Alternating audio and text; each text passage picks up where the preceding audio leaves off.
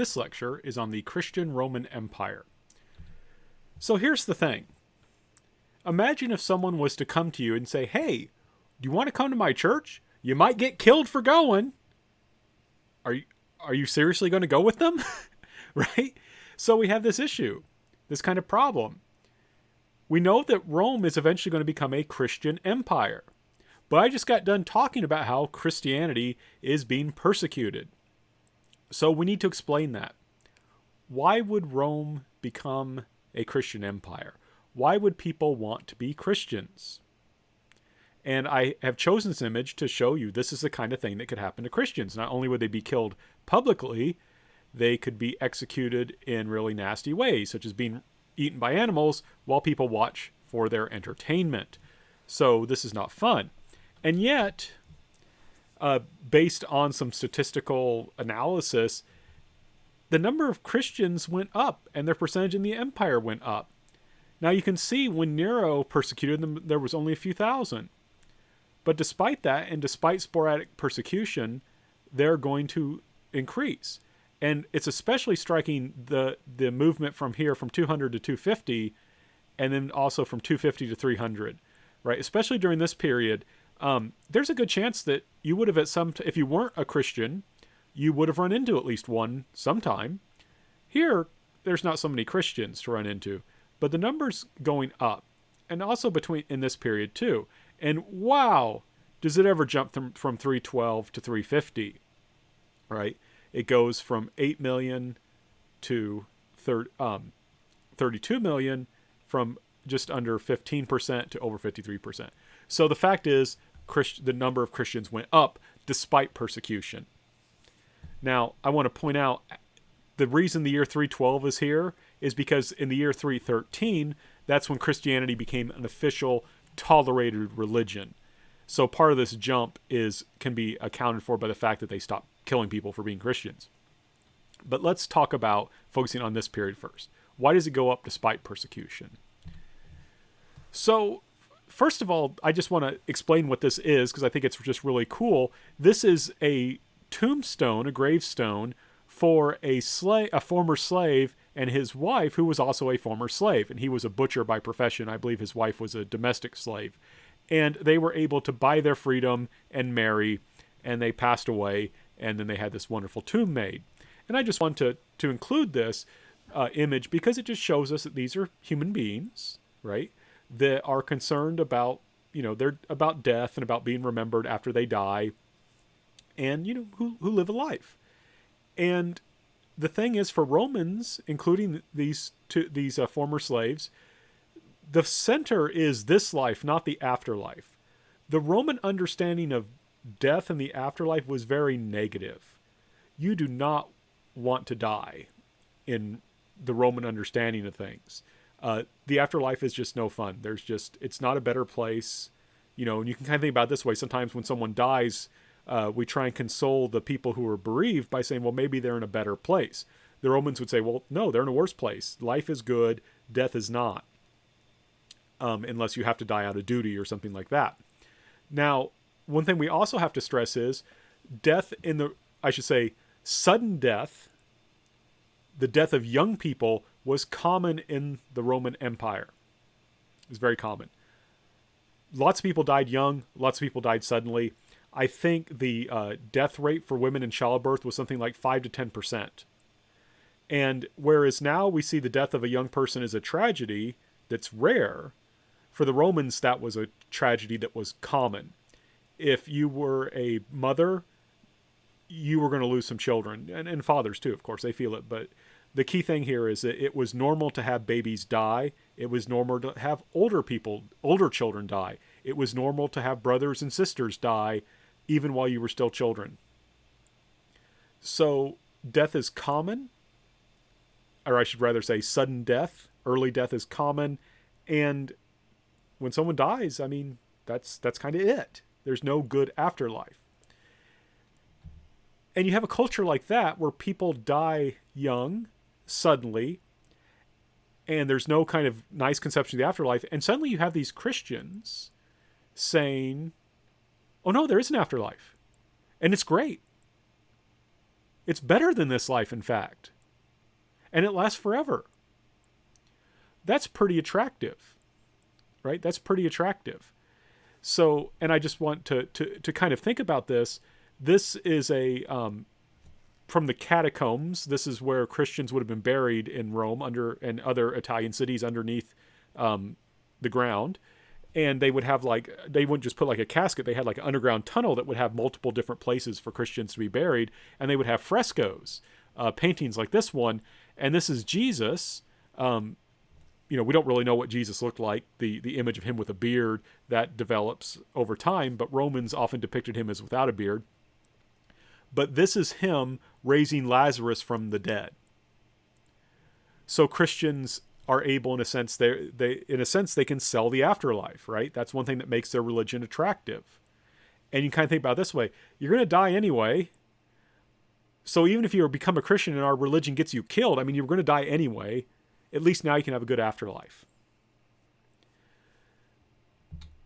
Now, here's the other thing we have to emphasize. We believe people when they say something based on how much we trust them. So if someone says, oh, I saw a ghost or something like that, if it's someone that is, drinks a lot or, just isn't trustworthy or who tells lies, you're probably not going to believe them. But if it's someone who is always sober and someone who is generally trustworthy and is a very careful person and is always honest, and they say, I saw a ghost, you're more likely to take that seriously, right? So you've got Christians saying Christ is risen, that he's back to life, right? They would say, Jesus died and he's risen from the dead. And if you believe in him and follow his teachings, you can have a good afterlife. Well, a lot of people in Rome would like to believe that because their understanding the afterlife was not very positive. But why would you necessarily believe that person? Right? What makes us take someone at their word when they say Jesus is risen, or if they make any other claim? Well, you could make rational arguments, and rational arguments are, I think, good. I think reason is good, but human beings are not just brains. We also have hearts. And one thing I think that made it credible when Christians said that they believed Jesus had risen from the dead was how they lived out other teachings. Remember, Jesus taught that people are supposed to love God, but also love their neighbor. Love your neighbor as you love yourself. And what's interesting is even though the Christian community was persecuted, it still practiced charity. Right? The one pagan Roman emperor lamented that the Christians not only took care of Christians, but also gave charity to non-Christians. And he said, how can we compete with these Christians? They're taking care of our poor. We don't take care of them, but these Christians do.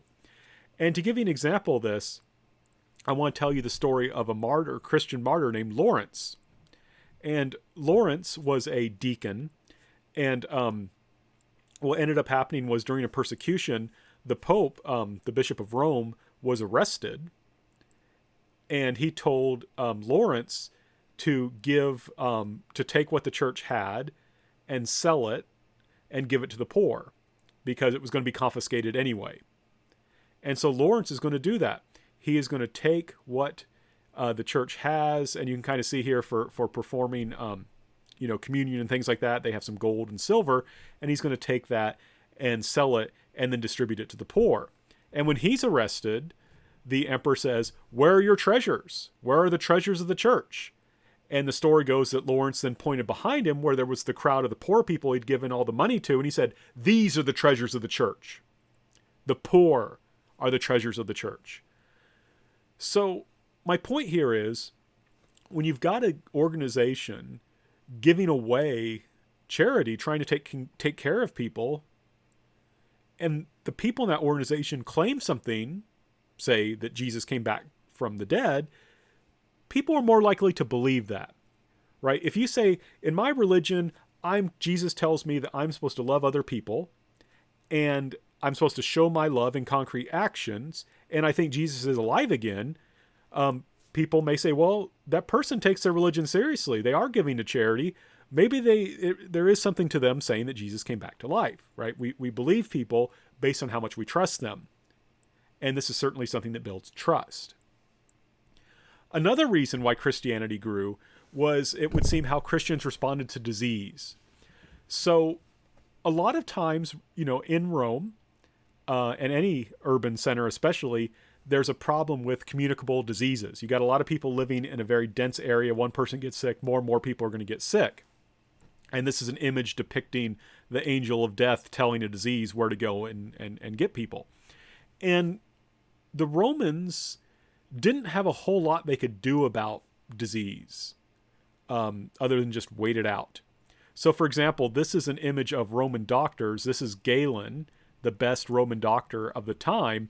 And his advice when a city was hit by plague was to leave, right? When a city was hit by an epidemic, the best medical mind of the time said, well, not a whole lot you can do about it. You just need to go, get out of there, get out of town. So there's not a whole lot that can be done here. So people, when someone would get sick, it was common to abandon them because you didn't want to get sick too. And like I said, Galen's saying you should just leave. Now here's the thing. Basic nursing care can often help people to fight off serious illness. Now, some are so bad it can't be helped. But many diseases, if you simply make sure that the person doesn't get too hot, doesn't get too cold, if you make sure they get plenty of liquids, if they're feeling well enough, get them food to eat, help them stay clean.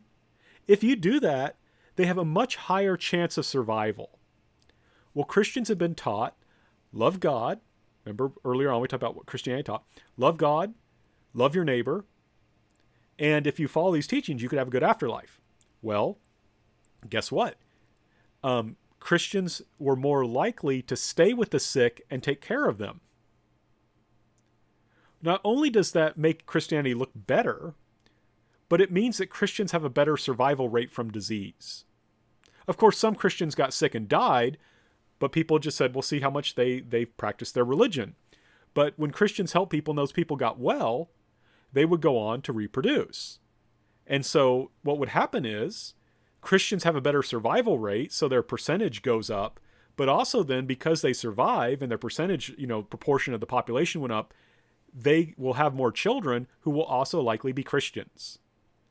In addition, imagine you're not a Christian, but your Christian neighbor takes care of you when you get sick.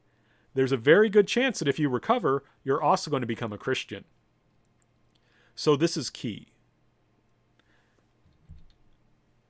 Another aspect is this. One thing that's very interesting about monotheistic religions, Christianity, Judaism, and Islam, is that all of them forbade the killing of babies. There was a basic understanding of human dignity that said that you cannot abandon babies. You can't kill them. Remember, this was common practice among Romans, especially baby girls. So Christians, it didn't matter how many daughters they had, they're not going to abandon them, right? They're going to raise them. So remember, among Romans, there was this kind of problem in that the ideal Roman family was 2 boys and 1 girl. Remember, you want 2 boys because there's a good chance one will die and you need a spare, basically. I hate to say it that way, but that's kind of the idea.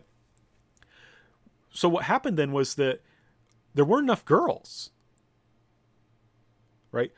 This is one reason if you study Rome, you'll be kind of shocked because girls will get engaged at 7 and they get married at 12 or 13. And the reason is because there's not enough girls. So there's all this pressure to marry off girls as quickly as you can for that reason. Well, here's the thing. Christians don't abandon the girls.